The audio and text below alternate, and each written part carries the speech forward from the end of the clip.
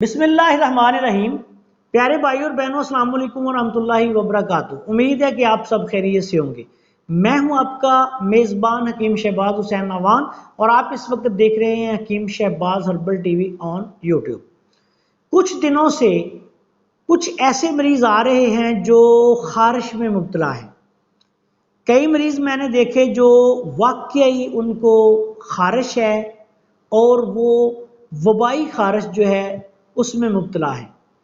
خارش جو ہے یہ کسی بھی موسم میں ہو سکتی ہے، لیکن یہ عمومی طور پہ موسم سرما میں زیادہ ہو جاتی ہے، موسم گرما میں بھی ہو جاتی ہے، کسی کو بھی ہو سکتی ہے۔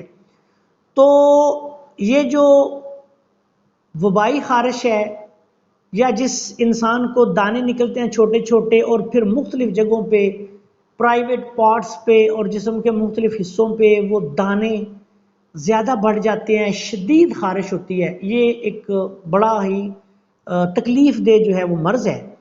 اس کے لیے آپ کو ایک بہت ہی آسان طب یونانی کا ایک ایسا کراماتی نسخہ بیان کرنے جا رہا ہوں جو عمومی طور پہ صرف ایک دن میں خارش ختم کر دیتا ہے، لیکن اگر زیادہ مسئلہ ہے تو آپ اس کو 3-4 دن تک استعمال کر لیں، اللہ کے فضل و کرم سے خارش ختم ہو جائے گی۔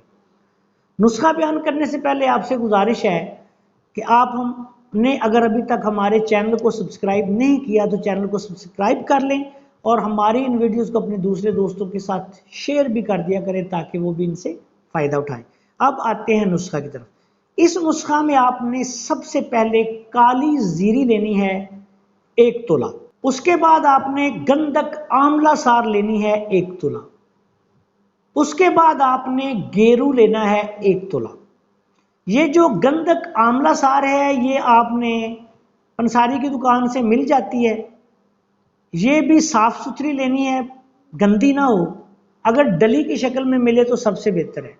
اس کے بعد آپ نے جو کالی زیری لینی ہے یہ انڈین نہیں لینی، پاکستان میں جو کالی زیری سب سے اعلیٰ کوالٹی کی آتی ہے وہ ہزارہ کی آتی ہے، تو پنساری کی دکان سے پہ جائیں، انہوں نے کہیں کہ کالی زیری ہزارہ والی دے دیں، تو وہ آپ کو یہ ہری پور ہزارہ جو ہے وہاں سے جو کالی زیری آتی ہے یہ اصلی ہوتی ہے۔ تو یہ تمام چیزیں، تینوں چیزیں 1-1 تولہ لے کے ان کو باریک پاؤڈر بنا کے رکھ لیں۔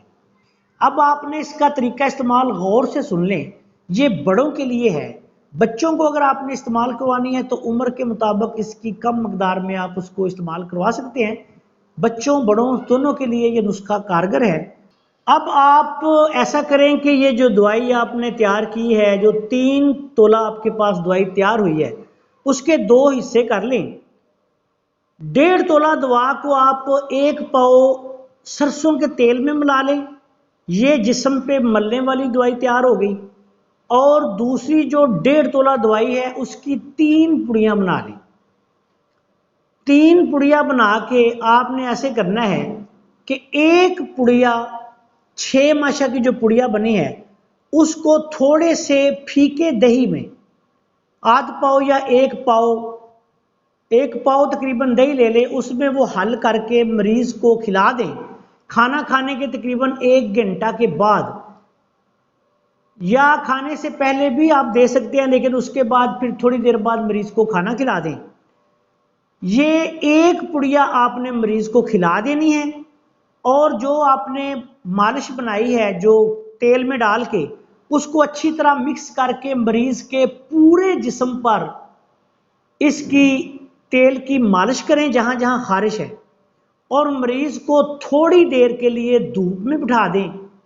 اگر مریض دھوپ میں بیٹھ سکتا ہے تو بہتر ہے، اگر نہیں بیٹھ سکتا تو پھر اس کو کسی گرم جگہ پہ جہاں ٹھنڈک نہ ہو، تھوڑی 1-1.5-2 گھنٹہ جو ہے وہ مریض یہ دوائی لگا کے بدن پہ بیٹھا رہے۔ اس میں آپ نے دھیان رکھنا ہے کہ یہ دوائی مریض کی آنکھوں میں نہ لگے، جسم پہ مالش کریں تو اس کے جسم پہ مالش کریں، اس کی آنکھوں میں نہ لگے۔